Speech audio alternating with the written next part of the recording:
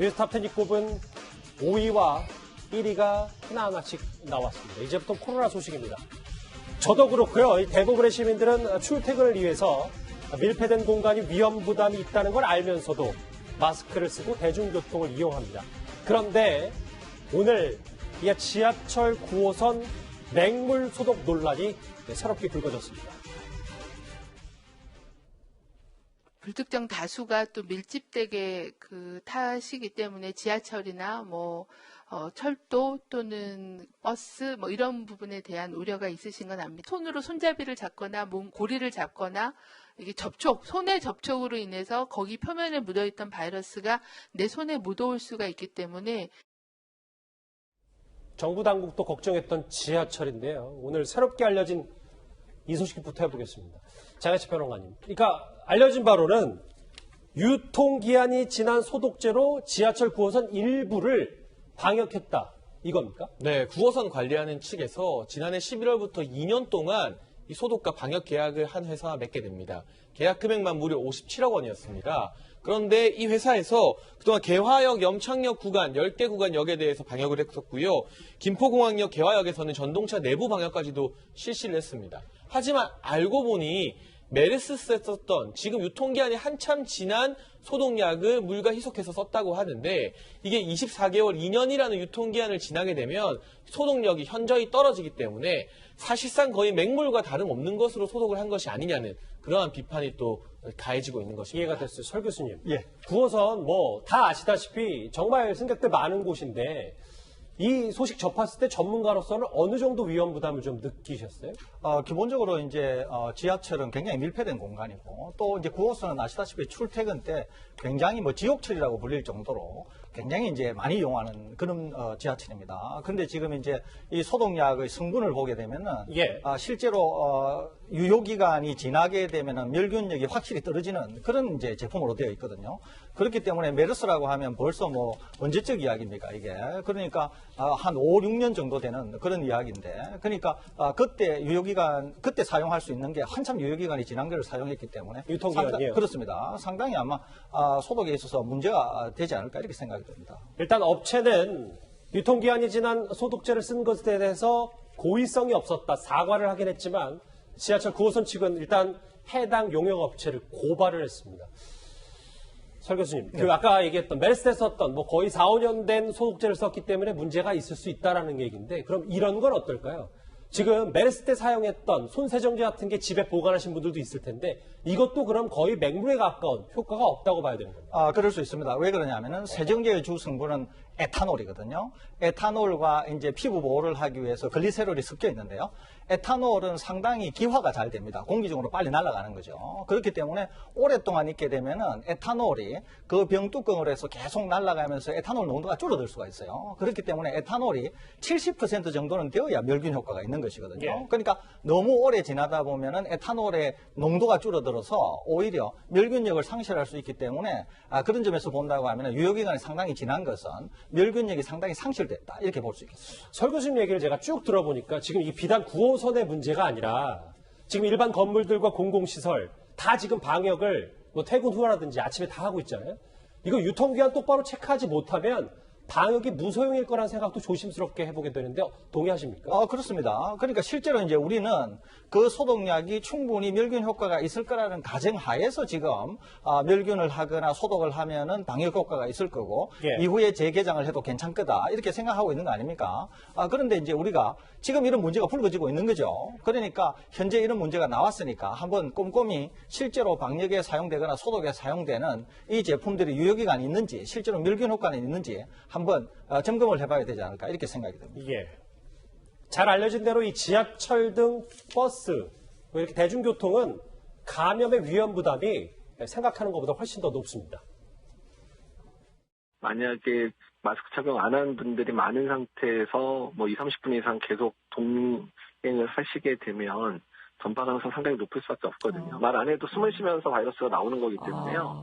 말을 많이 안 하기 때문에 조금 덜한 면이 있을지 몰라도 그렇다고 바이러스가 나오지 않는 건 아니고요. 지하철 내에서는 5분, 10분 안에 계속 여러 사람들이 만질 수 있는 부위들이 많잖아요.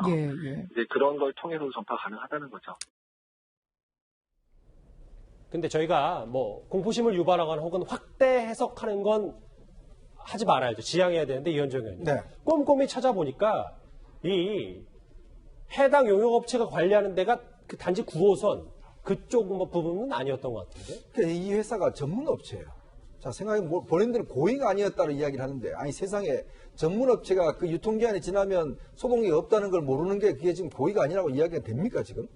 그러니까 그런 측면을 보면, 저는 어떤 면에서 보면 이게 어떤 소독약 새로 구입하면 이 돈이 드니까 이런 것들은 절약하기 위해서 한 게 아닌가라는 그런 의심을 할 수밖에 없어요. 예. 자, 그리고 지금 이 업체가 여러 군데 지금 했지 않습니까? 지금 모든 분들이 저렇게 일하시는 분들이 매일 힘들게 닦고 이 소독제를 뿌리고 하는 노력을 하시는데 그게 다 아무 소용이 없었다는 게 이 얼마나 황당한 일입니까? 지금 보면요, 뉴욕시가 사실은 저렇게 감염자가 급증하게 나오는 이유가 뭐냐면 뉴욕 같은 경우는 지하철이 있습니다. 그렇죠. 그러니까 지하철이 굉장히 밀집돼 거기 같은 경우 우리는 그래도 뭐 마스크라도 끼고 이제 들어가는데 문제는 뉴욕 같은 경우는 마스크를 끼지 않아요. 그래서 그게 굉장히 많이 일어났다는 원인 제공을 하고 있는 거거든요. 환풍시설도 미국 지하철 별로 좋지 않잖아요. 그렇습니다. 미국 지하철은 또 좁습니다. 우리보다 굉장히 좁고 밀접하게 돼 있고 마스크도 끼지 않고 있기 때문에 굉장히 전파력이 높아요. 그러니까 우리 같은 경우는 9호선 뭐 말하지만 2호선도 그렇고요. 아침에 정말 많은 사람들이 타지 않습니까? 근데 문제는 이 플라스틱 같은 경우는 보통 3일, 그다음에 스테인리스 같은 경우는 2일 정도 바이러스가 묻어 있다는 거 아니겠어요? 근데 저렇게 많은 분들이 노력을 하시는데 저런 노력들이 아무 소용이 없었다는 게 지금 이제서야 밝혀지고 있는 거 아니겠습니까? 저는 이건요 정말 수사를 해야 될 상황이라고 생각이 됩니다. 일단 뭐 사과도 했고 관련해서 이 해당 용역업체 이런 얘기도 덧붙였습니다. 그러니까 이 전동차의 해당 약품 사용 다른 지하철역에는 사용하지 않았다 뭐라는 얘기인 것 같은데요. 알겠습니다. 일단 뭐 고의성이 있든 없든 결과적으로는 이 맹물에 가까운 소독제가 이 지하철 고유선에 뿌려진 거기 때문에 시민들 걱정하지 않을 수가 없습니다. 걱정할 만한 얘기 또 하나 있습니다. 어제 한 전문가 집단이 국민 60% 그러니까 5명 가운데 3명이 코로나 면역 항체를 가지고 있어야 코로나가 끝날 것이라고 관측을 했습니다. 그러니까 우리나라 사람 3천만 명 정도가 감염이 돼야 전파력이 차단된다는 의미라서 다소 충격적이었는데 오늘 정부의 생각은 달랐습니다.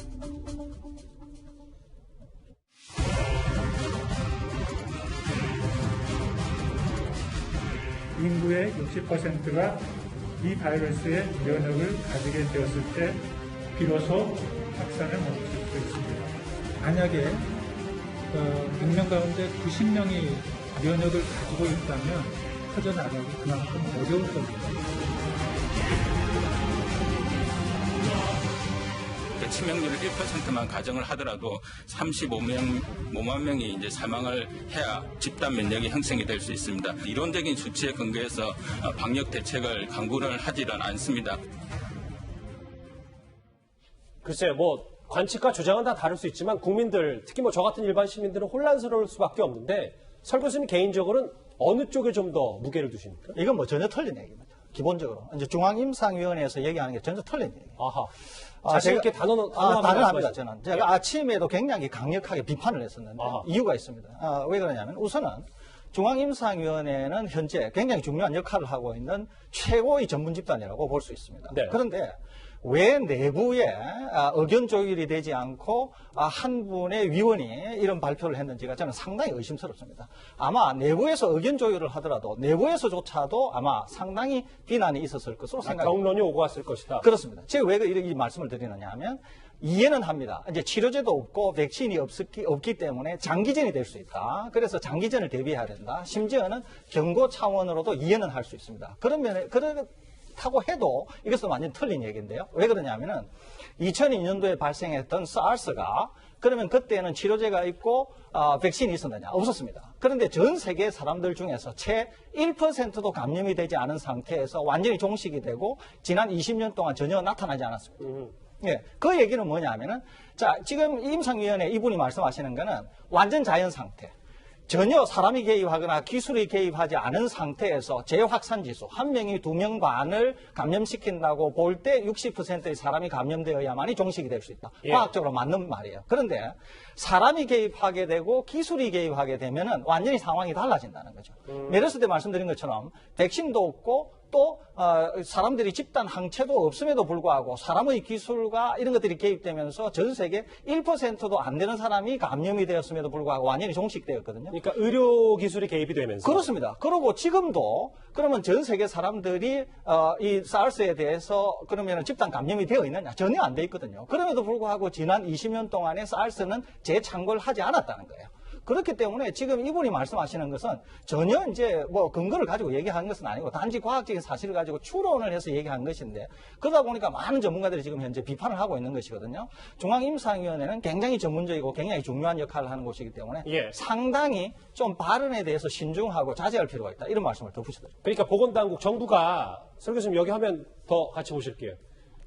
그러니까 치명률 1%로 가정해도 저 중앙임상위의 주장에 따르면 우리나라 사람 30만 명 넘게 숨져야 집단 명이 형성되기 때문에 그 자체 논리 자체가 안 된다는 말인 그렇습니다. 겁니까? 예. 저거는 지금 자연 상태, 우리가 전혀 개입하지 않고 그냥 바이러스가 무차별로 사람을 감염시키고 감염된 사람은 감염된 상태로 그다음에 사망할 사람은 사망한 상태로 자연 상태에서 얘기하는 것이거든요. 예.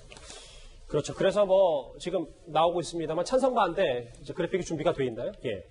이렇게 찬성은 고령자가 안전해질 수 있다는 얘기도 나오고 반대하는 측에서는 이런 개념일 뿐 이게 뭐 보건당국의 입장과 뭐 비슷한 것 같은데요. 알겠습니다. 어쨌든 지금 여기 나와 계신 설대 교수님은 단호하게 아니라다 그런 관측은 성립이 되지 않는다라고 주장을 하셨고 말씀을 하셨습니다.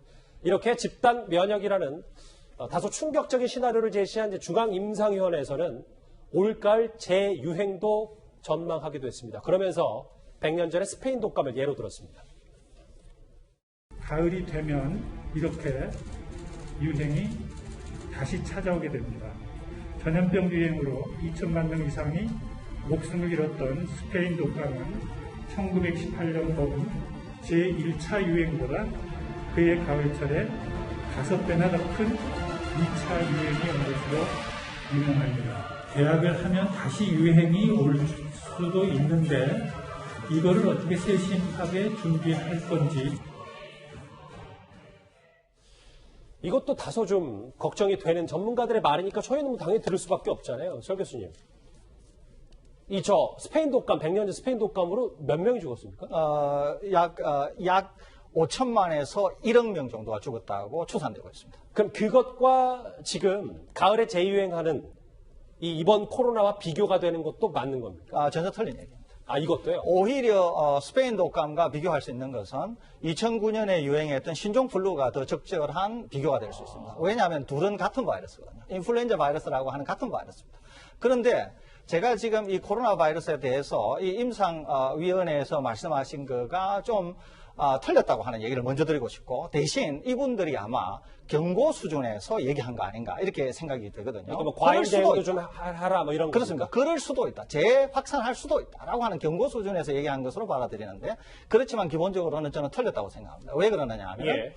인플루엔자 바이러스는 언제나 계절성을 갖고 있습니다. 그러니까 주로 초가을에 나타났다가 여름이 되면은 없어지면서 다음 해에 나타나고 하는 반복성을 띠거든요. 그런데 이 코로나 바이러스는 인류를 위협했던 게 세 번째입니다.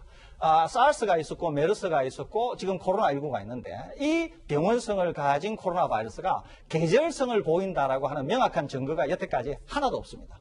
그렇기 때문에 이 코로나 바이러스를 인플루엔자 바이러스, 계절성의 특징을 갖는 인플루엔자 바이러스와 비교한다는 것 자체가 우선 맞지 않고 두 번째는 지금 우리가 시간을 지나지 않았기 때문에 이것이 계절성을 보일지 안 보일지도 모르는데 경고 차원에서는 우리가 이해를 할 수 있지만 단정적으로 다시 재확산이 될 거다. 이것은 상당히 많이 나간 거 아닌가 이렇게 생각이 듭니다. 알겠습니다. 두 가지 그러니까 뭐 3천만 명 감염 면역체계 집단 면역하고 가을 대유행 스페인 독감 비교한 거 둘 다 맞지 않는다고 하셨는데 서 교수님 정리를 해볼게요.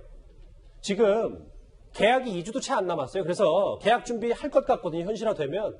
근데 가을에 또 유행할 가능성이 아무리 경고라고 하더라도 이 말이 조금이라도 맞다면 계약도 미뤄야 되는 겁니까? 어떻게 보세요? 그렇게 되면 미뤄야죠. 제가 계속 말씀드리고 있는데 그러면 언제 계약해야 되느냐. 이 얘기를 저한테 자꾸 물어보십니다. 근데 제가 그런 얘기를 했거든요. 우리가 첫 번째 확진 환자가 생기고 28번째 확진 환자가 생겼을 때 저는 관리 가능한 수준에 있다. 이 얘기를 계속 했습니다. 무슨 말이냐면은 모든 환자의 동선과 모든 환자의 접촉점을 다 찾을 수 있고 감염원과 감염 경로를 찾을 수 있다. 이게 관리 가능한 범위라는 거예요. 네. 그러니까 완전히 종식이 안 되더라도 관리가 가능한 범위가 있게 되면 혹시라도 계약을 할 수는 있습니다. 근데 지금은 왜 못하느냐? 지금은 감염원과 감염 경로가 특정되지 않은 산발적인 감염이 일어나고 있거든요. 그렇기 때문에 어렵다는 거예요. 그렇기 때문에 지금 저와 같이 예측이 된다고 하면은 뭐 계약이라고 하는 거는 언제까지 미뤄질 수 있을지 알 수 없는 그런 상황이 되는 것이죠. 알겠습니다. 가을 대유행도 그렇고 집단 면역 얘기, 여기 전문가와 함께 임상위원회 얘기가 조금 많이 다른 얘기를 하셨기 때문에 앞으로 이 부분도 좀 더 저희도 짚어봐야 될 것 같습니다. 관련 소식 지하철 9호선의 맹물 방역 얘기까지 정리를 해봤습니다.